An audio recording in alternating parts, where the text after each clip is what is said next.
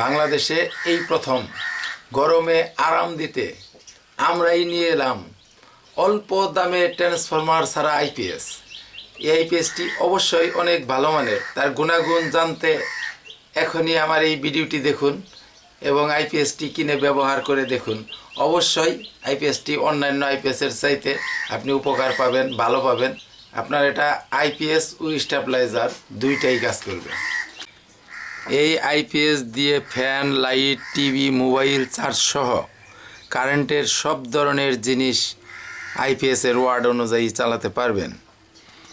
এই আইপিএস চালালে আপনার কারেন্ট বিল বাড়বে না, কারণ এটি ট্রান্সফরমার ছাড়া আইসি ও মসফেট দ্বারা তৈরি।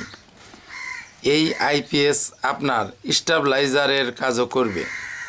তার মানেই একই দামে আপনি আইপিএস ও স্টেবিলাইজার দুইটাই পাচ্ছেন। এই আইপিএস দিয়ে যা কিছু চালাবেন, কারেন্ট ভোল্টেজ বাড়া কমার কারণে বা কারেন্ট ফায়ার হলেও আপনার বৈদ্যুতিক যা কিছু চালাবেন তার কোনো ক্ষতি হবে না। তার মানে বুঝতেই পারছেন এই আইপিএস আপনার অনেক বেশি উপকারে আসবে। এই আইপিএস ছোটো বড় সব ধরনের ব্যাটারিতেই চালাতে পারবেন। যে কোনো ব্যাটারি ফুল চার্জ অটোমেটিক হবে, কারেন্ট অটো হবে। আপনি বুঝতেই পারবেন না যে আপনার কারেন্ট চলে গেছে। ফ্যান ছেড়ে ঘুমিয়েছেন, তখন কারেন্ট চলে গেছে, তবুও আপনার ঘুম থেকে উঠে আইপিএস সুইচ অন করতে হবে না, অটোমেটিক আইপিএস সুইচ অন হবে। আপনি এই আইপিএসের কারণে সারা রাত আরামে ঘুমাবেন।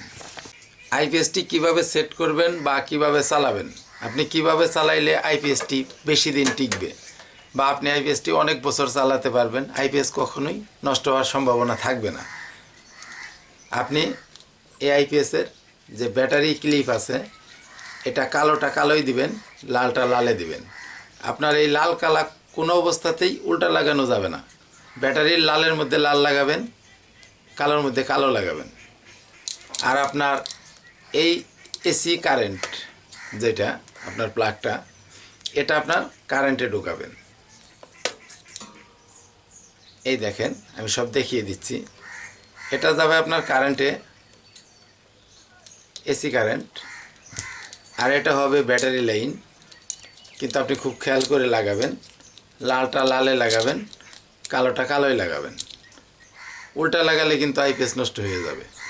এজন্য লাল কালা আপনি দেখে লাগাবেন। আর আপনার এই সাইডে আপনার যেখানে এসি আউটপুট, এই এসি আউটপুট থেকে আপনি যা কিছু আইপিএস দিয়ে চালাবেন তা সব এসির থেকে আউটপুটের এসি দুই তার দিয়েই ওয়ারিং করবেন। আপনার এখানকার কোনো লাইন আপনার যে কারেন্ট, ওই কারেন্টের সাথে জয়েন্ট করবেন না। এখান থেকে যা কিছু চালাবেন সেইগুলো ওয়ারিং হবে।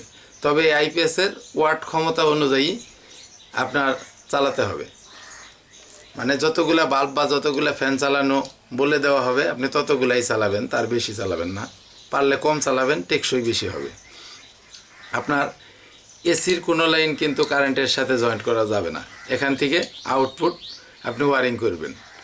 আর এই আউটপুট আপনার কখনোই ওয়ারিংয়ের সময় এই আর্থিং আর মেন লাইন দুইটা কখনো একাত্র হওয়া যাবে না। এখান থেকে যে লাইনটা যাবে আপনার দুইটা তার কখনোই যেন একাত্র না হয়। আপনি ফ্যান, সুইচ যে কোনোটাই ওয়ারিং করলে আপনি চেক করে নেবেন যে আপনার কখনো কোনো জায়গায় শর্ট আছে কিনা। আপনি এখান থেকে যে ওয়ারিংটা রাখবেন, এটা ওয়ারিং করে কারেন্টে দিয়ে আগে চেক করে নেবেন, তারপর আপনার আইপিএসে ঢুকাবেন। তার মানে আপনার এখানে আর্থিং মেন লাইন শর্ট হলে আইপিএস নষ্ট হওয়ার সম্ভাবনা থাকবে। আর যদি আপনি এখান থেকে আউটপুট কোনো অবস্থাতে শর্ট না হয়, আপনি সঠিকভাবে চালাইতেছেন, এটার সঠিক ওয়ার্ড অনুযায়ী যা কিছু চালাবেন, আইপিএসের কোনো ক্ষতি হবে না। আর ব্যাটারি লাইন নেগেটিভ পজিটিভ কখনোই উল্টাপাল্টা দিবেন না, তাহলে অবশ্যই আপনার আইপিএস ভালো চলবে। চ্যানেলটি সাবস্ক্রাইব করুন, বেল বাটন ক্লিক করে রাখুন, শেয়ার করে পাশে থাকুন। ধন্যবাদ।